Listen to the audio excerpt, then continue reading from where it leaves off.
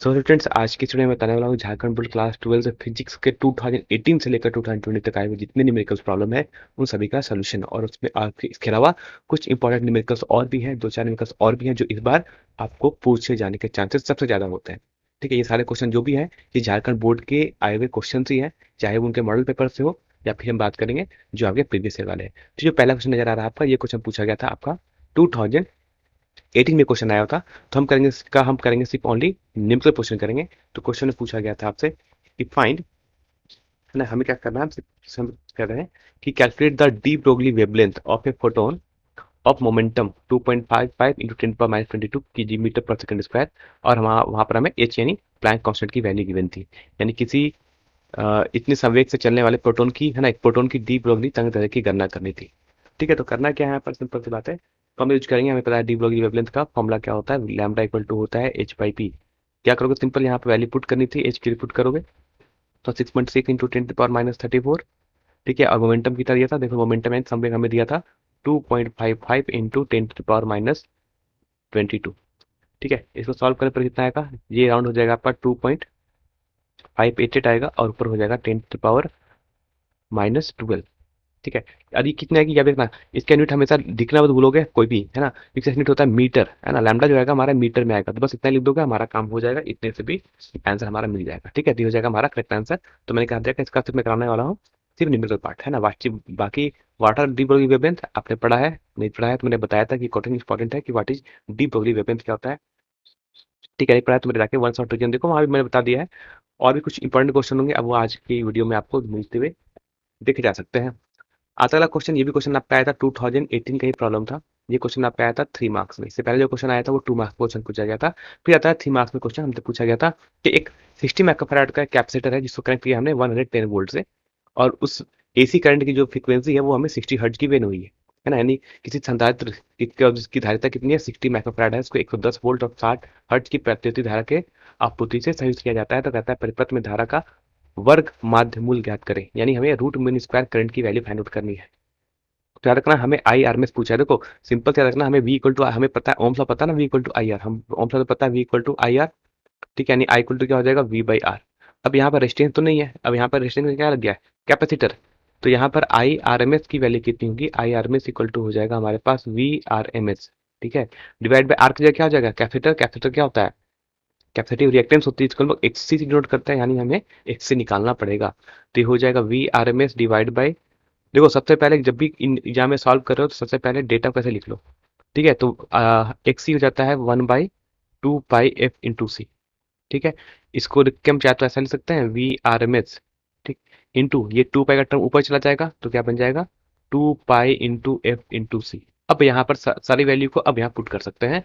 तो we R M S हमें गया था 110 वोल्ट। ठीक है, ये हमें वी आर एम एस की बिना, ठीक है, इसको कोई पीक वैल्यू मत लेना, ये वी आर एम एस दिया होता है जो हमारे घरों में आती है, चाहे 220 वोल्ट हो वो भी आर एम एस वैल्यू है, चाहे 110 वोल्ट है ये भी आर एम एस वैल्यू है। इंटू पुट कर लोगे 2 इंटू 3.14, फ्रीक्वेंसी कितनी की थी, फ्रीक्वेंसी कही थी 60 हर्ट्ज, और कैपेसिटेंस कितना जाता है 60 माइक्रोफैराड दिया है ना, 60 माइक्रोफैराड, तो क्या लिखोगे 60 इंटू माइक्रो की वैल्यू कितनी होती है 10⁻⁻6। ठीक है, बस यही रख के रखना था और सारी वैल्यू को आप सॉल्व करोगे तो ये वैल्यू हो जाएगी आपकी 2 पॉइंट ना, पूरा सॉल्व करना तो ये वैल्यू आती है 2.486, है ना, मैंने कर लिया है, मैंने आपको दिखा दिया, बाकी आप ये कैलकुलेशन खुद से करोगे एक बार ना। 10⁻2.86 ये जाएगा आपका एम्पियर में करंट हो जाएगी इसकी वैल्यू। ठीक है, कितनी आ जाएगी 2.86, ये हो जाएगा आपका एम्पियर में, इतना करंट का एम्पियर फ्लो करेगा, यही हमारी क्या आ जाएगी, यही हमारी आई आर एम एस हो जाएगी। ठीक है, ये हमें निकालना था, बात समझ आ गया, ये हमारा हो जाएगा करेक्ट आंसर। ठीक है, बात समझ आ गया, तो कम से कम फॉर्मूला लिखोगे और कभी कोई इसका यूनिट टिकना नहीं भूलेगा, जैसे इसका करंट है तो किस में आएगा, एम्पियर में आएगा। बात करते हैं अगला क्वेश्चन। ये क्वेश्चन पूछा गया आपका 2019 का प्रॉब्लम है ना। ये क्वेश्चन पूछा गया था 20119, है ना, 2019 में क्वेश्चन आया था, ये 2 मार्क्स का क्वेश्चन आया था। लिखा था an electric dipole with dipole moment दिया था 4 × 10⁻⁹ कूलम मीटर का, एक हमें क्या लग रहा है, किसी द्विध्रुव आघूर्ण लग रहा है इस पर। तो कह रहा है कि कितना, जो कि कितना एंगल बना रहा है, वो 30 डिग्री एंगल बनाता है, किसके साथ, इलेक्ट्रिक फील्ड के साथ, यानी विद्युत क्षेत्र के साथ 30 डिग्री पर एंगल बनाता है। तो कहता है जो डाइपोल होगा, द्विध्रुव होगा, उस पर कितना टॉर्क लगेगा, उस पर कितना आघूर्ण लगेगा, है, हमें टॉर्क निकालना था। तो सभी को पता है कि टॉर्क का फॉर्मूला क्या होता है, तो टॉर्क का फॉर्मूला सभी को पता है। टॉर्क टॉर्क का होता है टी इक्वल टू होता है पी ई साइन थीटा होता है। ठीक है, वैल्यू को सबको क्या करना है, सिंपल रख दोगे। तो टॉर्क की वैल्यू गिवन थी मोमेंट, डायनामो मोमेंट की वैल्यू गिवन थी 4 × 10⁻⁹। ठीक है, इंटू ई की वैल्यू कितनी है, तो इलेक्ट्रिक फील्ड के लिए कितनी थी 5 × 10⁻⁴ न्यूटन पर कूलम। और हमें साइन थीटा की वैल्यू कितनी गिवन है, तो उसका था साइन कितना एंगल बना रहा है उसने, तो कहा वो कितना एंगल बना रहा था, वो कह रहा है कि वो बना रहा है 30 डिग्री बना रहा है with the direction of electric field. यानी अगर हमारा इलेक्ट्रिक फील्ड इधर है और डायपोल हमारा ऐसे बन रहा है, तो इधर कितना एंगल बन रहा है, ये 30 डिग्री का एंगल बन रहा है। ठीक है, तो क्या होगा sin 30। अब क्या करना है, कुछ नहीं, वैल्यू को पुट करके सॉल्व करना है। तो 5 हो जाएगा 20, ये 10⁻⁹ और वो 10⁻⁴ है, तो ये बन जाएगा 10⁻⁵ और sin 30 की वैल्यू हो जाएगी 1/2।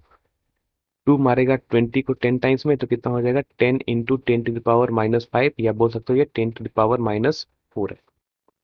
और टॉर्क है तो यूनिट क्या होगा, न्यूटन मीटर। ठीक है, तो यूनिट को लिखना कोई नहीं भूलेगा, और ये हो जाएगा यहाँ से आपका करेक्ट आंसर। चाहो तो आप आंसर को ऐसे ब्लैक पेन से अंडरलाइन भी कर सकते हो, बॉक्स में बना सकते हो। ठीक है, ताकि एग्जाम में को सीधा आंसर दिख जाए। और ऐसे फॉर्मूला लिखना है, यूनिट सबको लिखना है, यूनिट लिखना ये कोई नहीं भूलेगा यूनिट, क्योंकि यूनिट नहीं लिखोगे तो 1 मार्क्स कट जाते हैं हमेशा। बात करते हैं अगला क्वेश्चन। क्वेश्चन नंबर आता है हमारा, ये क्वेश्चन भी पूछा गया था आपका 2019 का प्रॉब्लम है। 2019 का प्रॉब्लम था, ये क्वेश्चन आया था आपका 3 मार्क्स में। देखोगे कैसे 5 मार्क्स का क्वेश्चन आ जा रहा है न्यूमेरिकल। तो इसका भी चांस है कि न्यूमेरिकल पूछे जा सकते हैं, क्या पूछा जाएगा वो भी देख लेंगे। तो कहता है कि light of frequency 7.21 into 10⁻14 hertz is incident on a metal surface. कहता है किसी धातु पृष्ठ पर किसी आवृत्ति का प्रकाश आपतित होता है, उसकी हमें आवृत्ति गिवन है, फ्रीक्वेंसी गिवन है। कहता है कि इलेक्ट्रॉन जो निकलेंगे उसकी जो मैक्सिमम स्पीड है वो 6 × 10⁵ मीटर पर सेकेंड है। यानी रिचम चार्ज, यानी इलेक्ट्रॉन जो धातु पर पृष्ठ से जो निकलेंगे उनकी हमें स्पीड गिवन है, उसकी हमें मतलब मैक्सिमम स्पीड गिवन है। तो कह रहा है what is the threshold frequency for the photo emission of electrons. यानी हमें पता है उसकी थ्रेशोल्ड फ्रीक्वेंसी कितनी होनी चाहिए, है ना। यानी उसका हमें पूछा जा रहा है कि देहली आवृत्ति कितनी होनी चाहिए। ठीक है, सबसे पहले क्या क्या फॉर्म लिखना है कि अगर कोई लाइट अगर इंसिडेंट हो रही है एच न्यू, तो फॉर्मूला क्या होता है, हमारा फॉर्मूला होता है, एक तो होता है हमारे पास वर्क फंक्शन फाई, प्लस होता है काइनेटिक एनर्जी मैक्सिमम, है ना। काइनेटिक एनर्जी होता है मैक्सिमम, तो एच न्यू को लिख सकते हैं। अच्छा, जो वर्क फंक्शन को आप कर सकते हो एच इंटू न्यू नॉट, यानी यही है हमारी जो हमें कैलकुलेट करना है, इस न्यू नॉट को कैलकुलेट करना है, जिसको हम लोग क्या बोलते हैं, थ्रेशोल्ड फ्रीक्वेंसी बोलते हैं, कैलकुलेट करना है। काइनेटिक एनर्जी का फॉर्मूला क्या हो जाएगा, हाफ एम वी स्क्वायर। ठीक, हमें हाफ एम वी स्क्वायर, तो हम क्या करते हैं यहाँ से एक वैल्यू निकाल लेते हैं, यहाँ से लिख सकते हैं एच, है ना, म्यू। यहाँ करते हैं हम सबको कर लेते हैं एच से डिवाइड।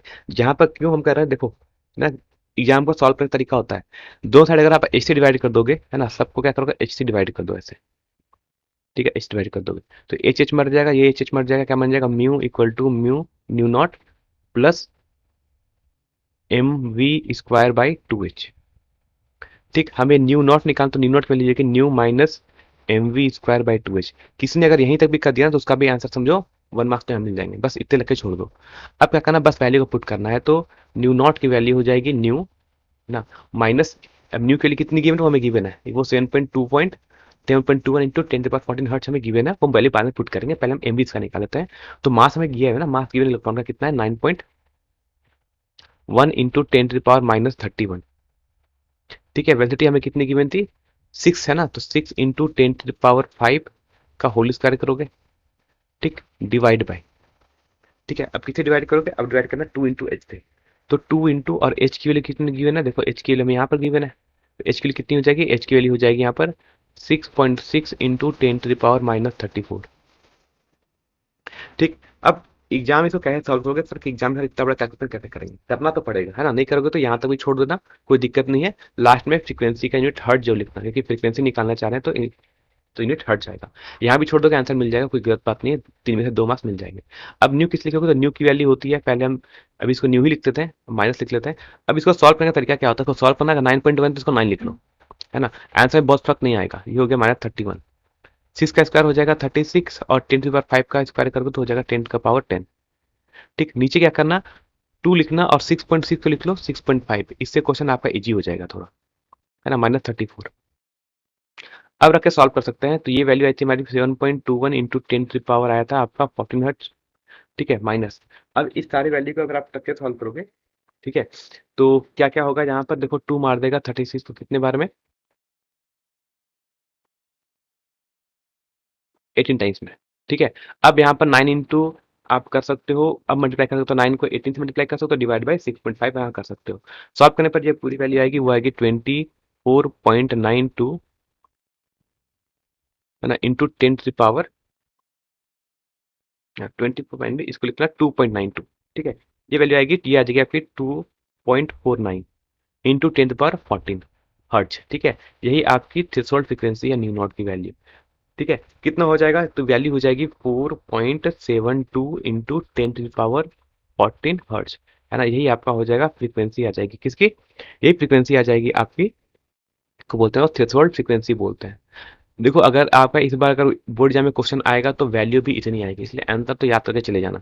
कुछ नहीं होता, कम से कम आंसर तो लिख सकते हो, बता दे रहा हूँ। जैकबोर्ड डेटा भी चेंज नहीं करता है ना, डेटा भी एकदम सेम टू सेम देता है।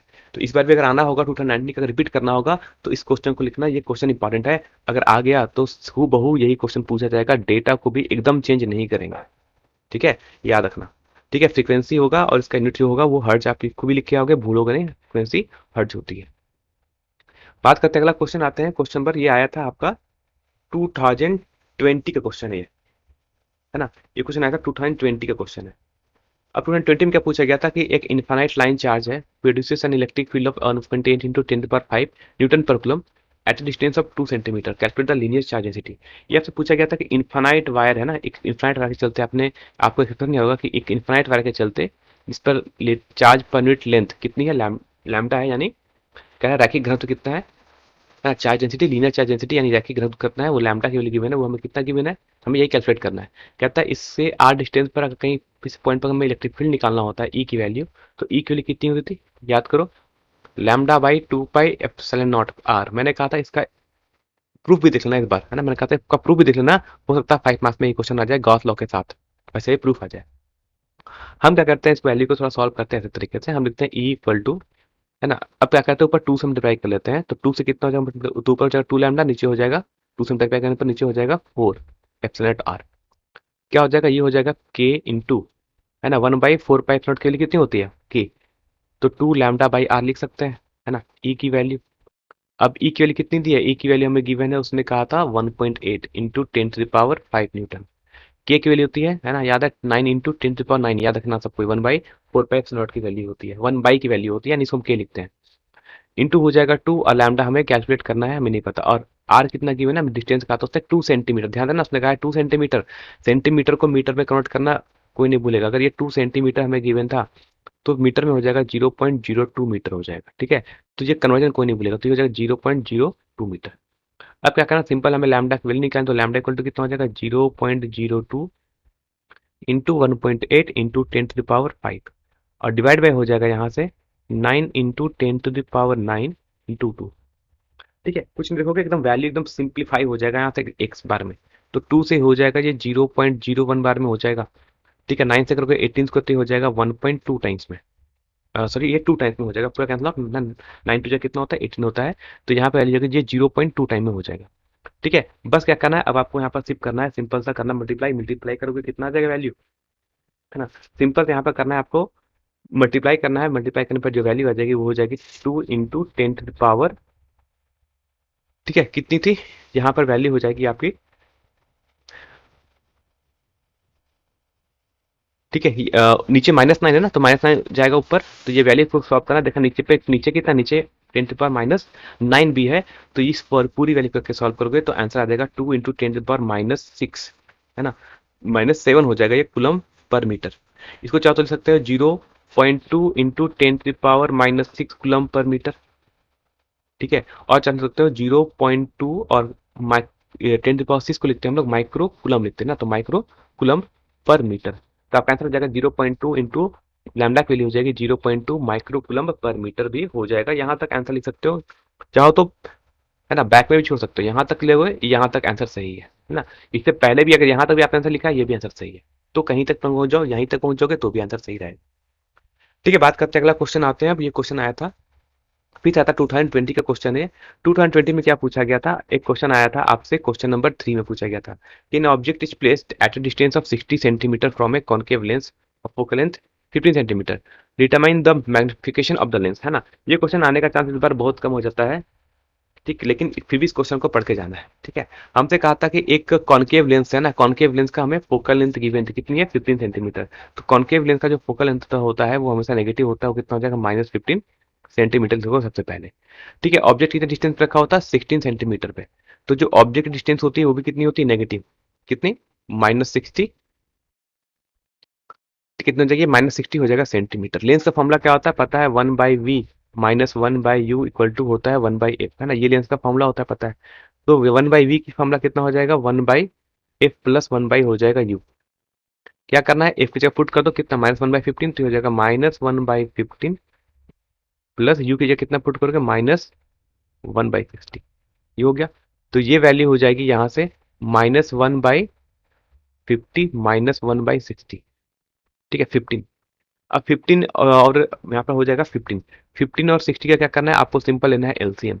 यानी यहाँ से 1/v की वैल्यू हो जाएगी, एलसीएम हो जाएगा यहाँ से 60, ये हो जाएगा -4 बार में, ये हो जाएगा -1 बार में, आंसर आ जाएगा आपका हो जाएगा -5/60। अब कौन किसको मारेगा, तो यहाँ मारेगा 5 मारेगा 60 को 12 बार में। तो 1/v के लिए कितनी आ जाएगी, 1/v की वैल्यू आ गई है -1/12, है ना, याद रखना माइनस साइन भी यहाँ पर है, तो -1/12, तो v की वैल्यू हो जाएगी, वो हो जाएगी -12 सेंटीमीटर।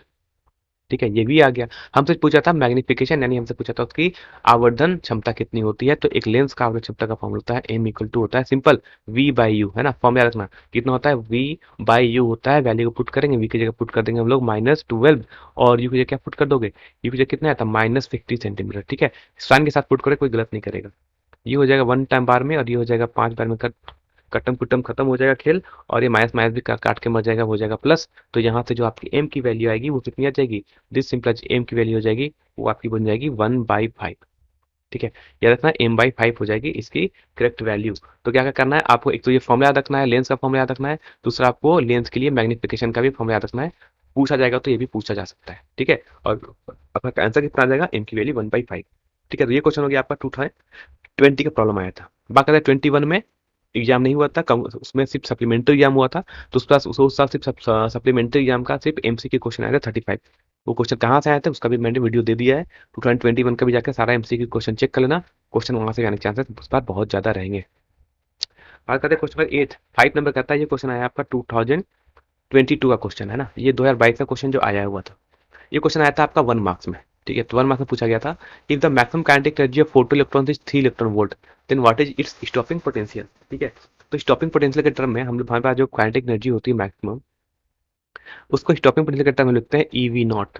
ठीक है, काइनेटिक एनर्जी कितनी थी मैक्सिमम दी थी, उसने कहा था कि ये 3 इलेक्ट्रॉन वोल्ट है। तो कितना हो जाएगा, ई इंटू वी नॉट, हमें ये वी नॉट निकालना है। ठीक है, अब क्या कर, देखो ई से ई मर जाएगा, क्या बन जाएगा, वी नॉट की वैल्यू 3 वोल्ट। कितना आ गया वी नॉट, यानी स्टॉपिंग पोटेंशियल की वैल्यू कितनी आ गई थी 3 वोल्ट। सिंपल सा, जो यहाँ नंबर लिखा होता है वही होता है, इसकी स्टॉपिंग पोटेंशियल होती है, यानी सिर्फ ई, है ना। याद रखना यूनिट इसका वोल्ट होता है। ठीक है, वोल्ट लिखोगे, वोल्ट, इलेक्ट्रॉन वोल्ट मत करना, वोल्ट होती है। तो कितना वोल्ट हो जाएगा आपका, हो जाएगा 3 वोल्ट। हमसे पूछा गया है, मैंने इसका निकाला है, सिर्फ मैग्नीट्यूड होगा। ठीक है, ये इसका क्या है, सिर्फ एक मैग्नीट्यूड है। कितना हो गया, 3 वोल्ट हो जाएगा। आपसे क्वेश्चन बाद फिर से आया था क्वेश्चन, ये आपका 2022 का क्वेश्चन आया था। उसमें पूछा गया था आपसे एक कैपेसिटर के बारे में। क्वेश्चन में क्या कहा गया था, क्वेश्चन में कहा गया था आपसे कि आपके पास क्या है, आप कह रहा है कि यहाँ पर एक 60 माइक्रो फैराड का कैपेसिटर है जिसको कनेक्ट करते हैं 110 वोल्ट और 60 हर्ट्ज वाले एसी सप्लाई से। तो कहता है determine the root mean square value of current in the circuit. देखो ये क्वेश्चन कब आया था, अगर आपने थोड़ा ध्यान से देखो जो ना, तो ये क्वेश्चन थोड़ा आपको मैं दिखाऊं पीछे, देखो ध्यान से देखना है पर क्या क्या पूछा गया, तुम ध्यान से पढ़ोगे। देखो यहाँ लिखा था उसने 60 माइक्रोफैराड है कैपेसिटर है, ठीक है, कनेक्ट किया 110 वोल्ट से और 60 हर्ट्ज का पावर सप्लाई दिया था। ठीक है, क्वेश्चन देख लिया, कैपेसिटेंस दिया है यानी संधारित्र दी है हमें, कितनी है 60 माइक्रोफैराड दिया है और 110 वोल्ट और 60 हर्ट्ज है। देखो क्वेश्चन कहाँ पूछा गया था, थोड़ा बैक में आते हैं, है ना, थोड़ा फ्लैश में चलो पीछे।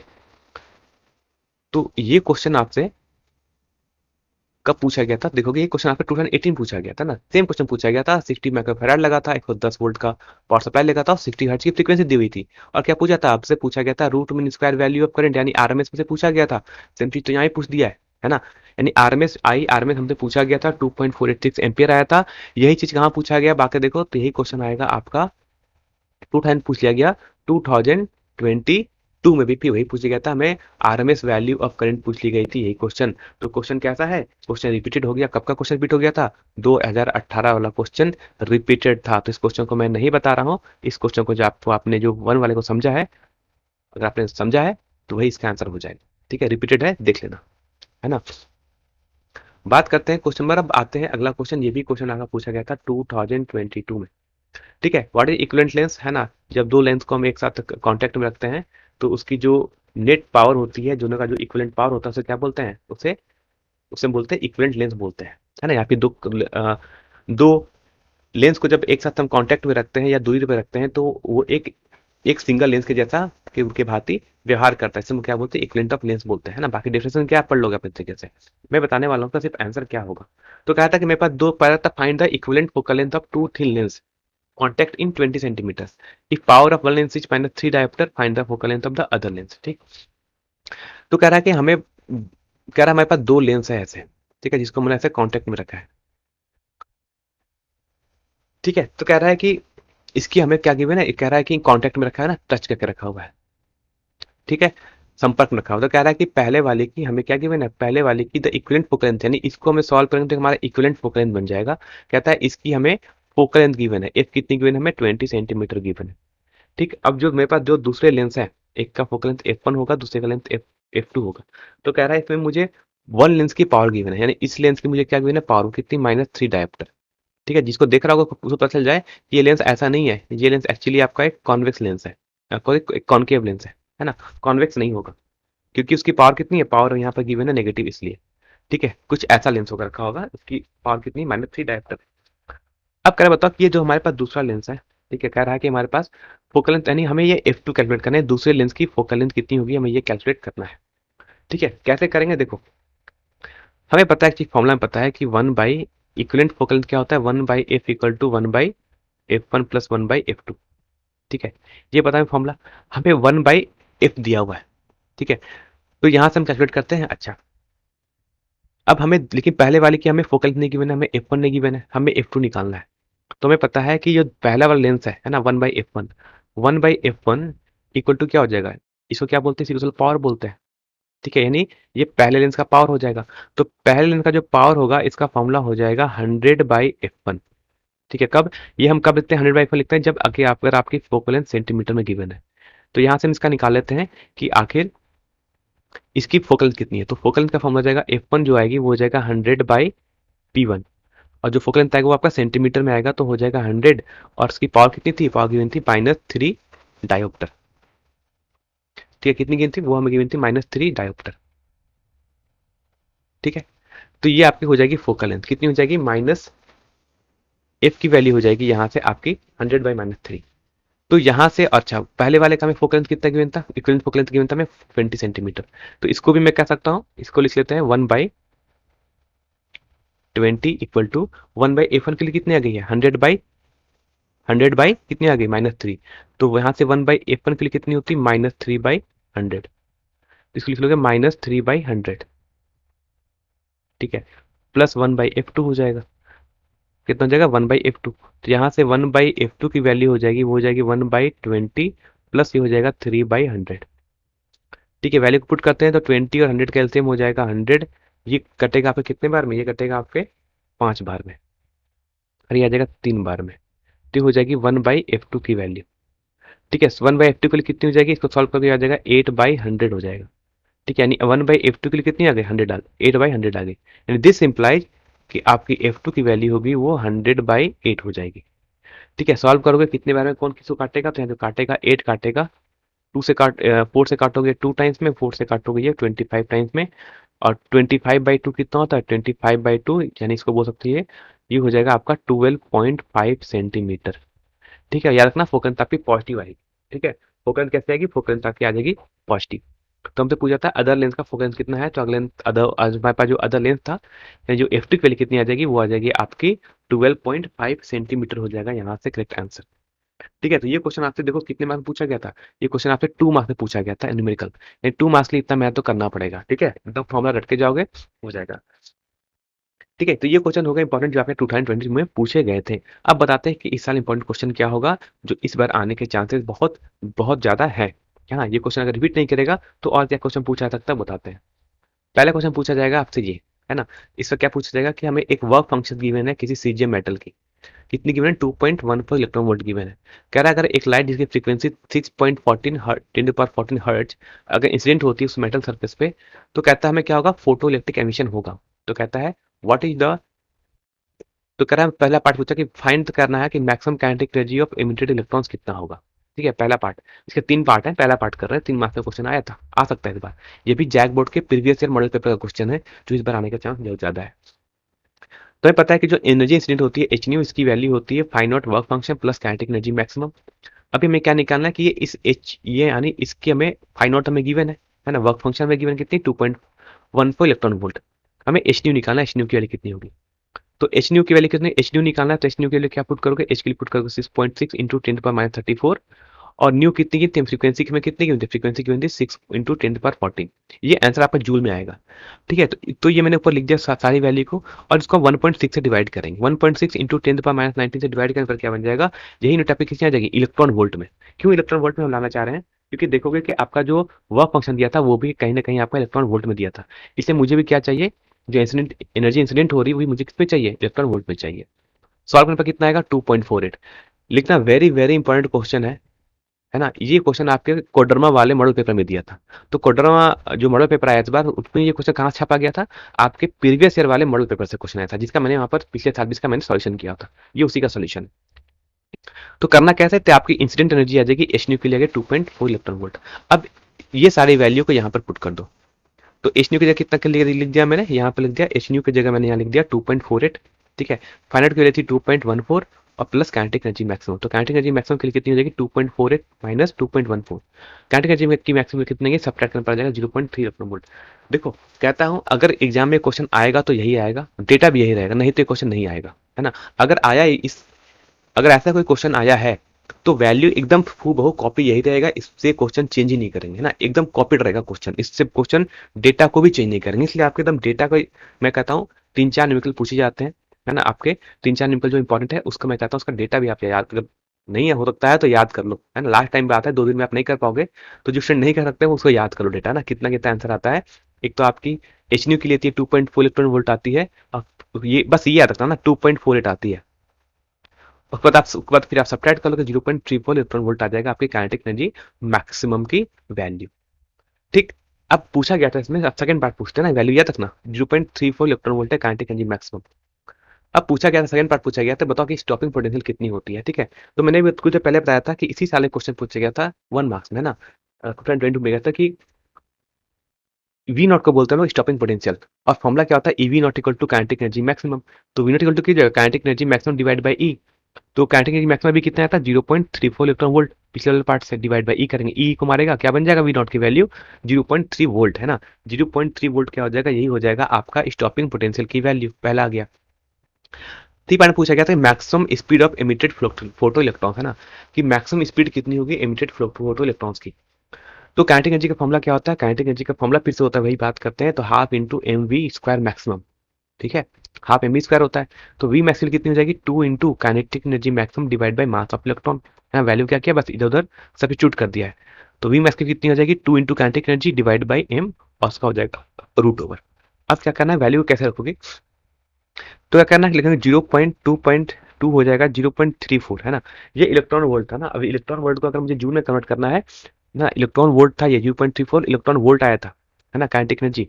इसको 1.6 से हम करेंगे multiply into 10 to the power -19, और डिवाइड बाई हो जाएगा मास ऑफ इलेक्ट्रॉन कितना था 9.1 into 10 to the power -31। Solve करके ये वैल्यू आएगी और इसका आंसर आ जाएगा, वी मैक्सिमम कितना आ जाएगा, वो आ जाएगा आपका 3.45 into 10 to the power 6 metre पर सेकेंड, जो हो जाएगा आपकी मैक्सिमम वेलोसिटी का फॉर्मूला। ठीक है, तो ये कुछ ना कुछ है जो आपको याद रखना है। ये इसके 3 पार्ट है, 3 पार्ट क्वेश्चन। फिर से मैं कह रहा हूँ, क्वेश्चन आएगा तो यही आएगा, नहीं तो नहीं आएगा, है ना, और डेटा भी यही रहने वाला है एकदम हूबहू, है ना। बताना नहीं तो एग्जाम के बाद मुझे बताओगे ना कि सर ये क्वेश्चन आएगा तो क्या डेटा भी यही आया था या नहीं आया था, अगर आ गया तो वैसे इंपॉर्टेंट क्वेश्चन है।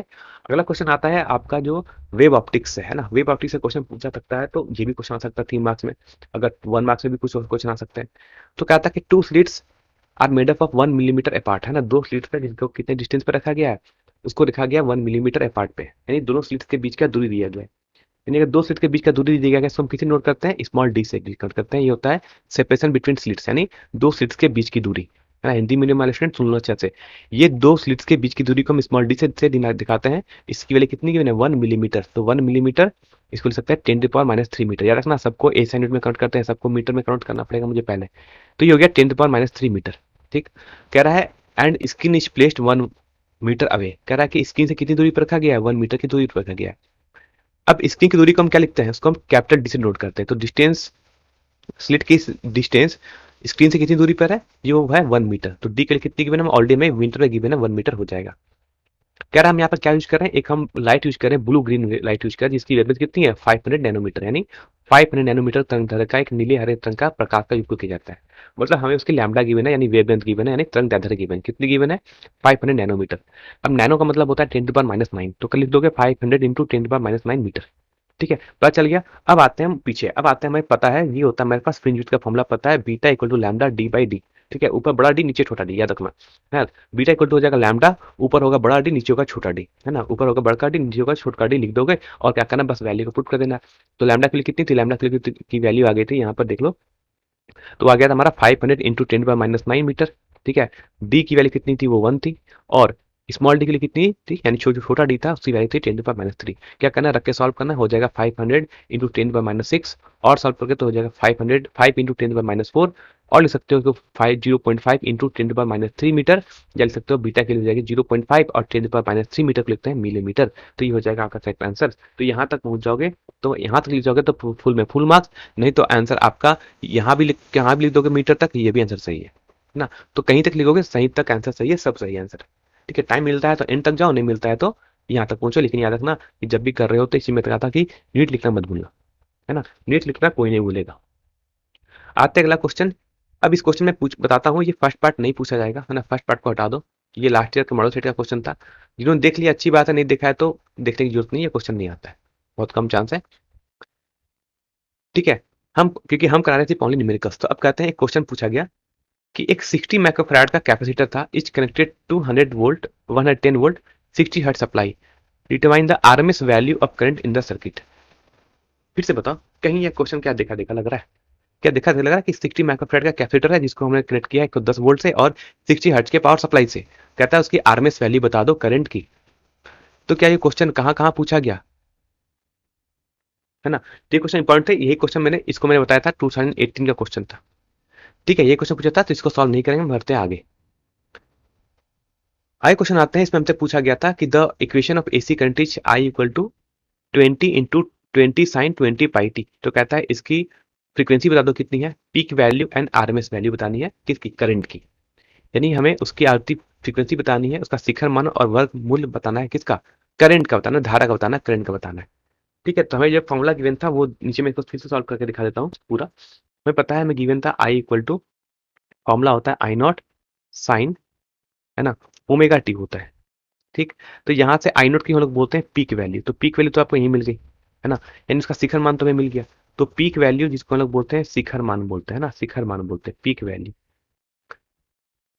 बोलते हैं शिखर मान बोलते हैं, पीक वैल्यू बोलते हैं। इसकी वैल्यू कितनी हो जाएगी, आई नोट कितना गया था, यहाँ पर कंपेयर करो, वही तो मैं गिवन 20, तो कितना हो जाएगा 20 और करंट है ना, पीक वैल्यू ऑफ करंट है, यानी हमसे आई नॉट पूछा गया है, करंट है तो यूनिट हो जाएगा एम्पियर, 20 एम्पियर हो जाएगा, इसका पहला आंसर हो जाएगा। यहाँ से निकल गया, सिंपल सी बात है ना, करंट पीक वैल्यू निकल गई। पूछा था उसके, हमसे पूछा गया फ्रीक्वेंसी पूछी गई, है ना, तो फ्रीक्वेंसी कैसे निकालेंगे।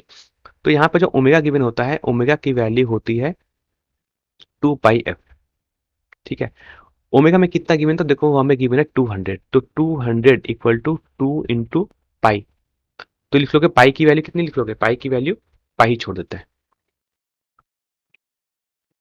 ठीक है, और हमसे पूछा गया था फ्रीक्वेंसी निकालें एफ के लिए कितनी होगी। ठीक है, तो देखो हमें यहाँ ओमेगा की वैल्यू गिवन है 200 पाई गिवन है, ध्यान देना यहाँ पर 200 पाई गिवन था। ठीक है, तो एफ के लिए कितनी हो जाएगी 200 पाई डिवाइड बाई 2 पाई। देखो वैल्यू कितनी अच्छी दी है ताकि आंसर आपका एक बार में आ जाए। तो पाई से पाई मर जाएगा, 2 मारेगा 200 को 100 बार में, और फ्रीक्वेंसी कितनी आ जाएगी यहाँ से 100 हर्ट्ज आ जाएगी। ठीक है, तो यहाँ से हमने क्या निकाली, यहाँ से हमने इसकी फ्रीक्वेंसी भी निकाली, कितनी आएगी, फ्रीक्वेंसी आ जाएगी 100 हर्ट्ज, जो मैंने पहले भी सॉल्व किया था। तो ये था आपका सेकंड पार्ट था, ये हो गया फर्स्ट पार्ट। बात करते हैं हमारा थर्ड पार्ट क्या होगा। हमसे पूछा था आई आर एम एस, तुम्हें पता है कि आई आर एम एस की जो वैल्यू होती है वो कितनी होती है, वो आई नॉट बाई रूट टू होती है। रूट आई नॉट होता है पीक वैल्यू, वो कितनी आई थी, वो थी हमें 20 ampere divide by root two. क्या करेंगे, इसको रूट टू से कर देंगे, रेशनलाइज कर लेंगे, तो ऊपर हो जाएगा 20 रूट टू, और नीचे रूट टू मल्टीप्लाई करके बन जाएगा 2। ये मार देगा 20 को 10 बार में, और आंसर आ जाएगा हमारा, हो जाएगा 10 रूट टू हो जाएगा एम्पियर। ये हो जाएगा हमारा आई आर एम एस की वैल्यू, यानी ये हो जाएगा हमारा आर एम एस वैल्यू। 3 नंबर का क्वेश्चन, 3 मार्क्स में। देखो बस जो ऊपर लिखा हुआ है उसी का सोल्यूशन मैंने नीचे लिख दिया, अभी आपको एक्सप्लेन कर दिया है ना। दोनों सेम क्वेश्चन है, ठीक है। आंसर आ गया 10 रूट टू। ये 3 पार्ट क्वेश्चन है। ये क्वेश्चन भी अगर इस पर पूछा गया तो समझो ये 3 मार्क्स के क्वेश्चन आते हैं ना, 1 1 मार्क्स करके ये क्वेश्चन 3 मार्क्स में आते हैं, तो ये क्वेश्चन भी पढ़ना जरूर इंपॉर्टेंट है ना। अगर आपसे अगर एसी करंट से क्वेश्चन पूछना रह गया तो वो इस क्वेश्चन को ही पूछ सकते हैं, न्यूमेरिकल। तो न्यूमेरिकल इंपॉर्टेंट है, ठीक है। तो ये कुछ क्वेश्चन थे, इंपॉर्टेंट न्यूमेरिकल्स थे, जो मैंने आपको बता दिया।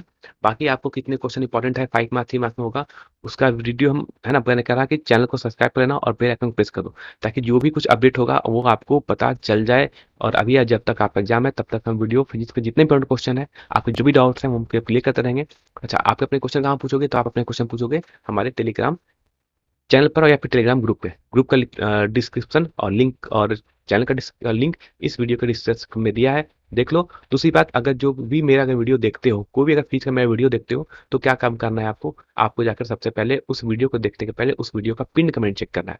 कहीं गलती से 1 2 क्वेश्चन के सोल्यूशन गलत हो जाते हैं, है ना, तो वहां पर आपको मैं वहां पर करेक्ट कर देता हूँ। तो वहां पर आप जाकर सबसे पहले वहां पर कमेंट चेक कर लेना कि कमेंट में कुछ लिखा हुआ तो नहीं है, कमेंट में लिखा मतलब कुछ गलत तो नहीं हो गया है। तो वहां पर आप देख लोगे, आपको वहां पर का करेक्ट ऑप्शन मिल जाएगा, ठीक है। तो बाकी इतना रहता है, बाकी हमें ऐसे सपोर्ट करते रहें और अपना क्या करना, अपनी पढ़ाई जारी रखें, पढ़ाई कोई रुकेगा नहीं, और एंड तक सब लड़ेंगे, रुकेगा कोई नहीं।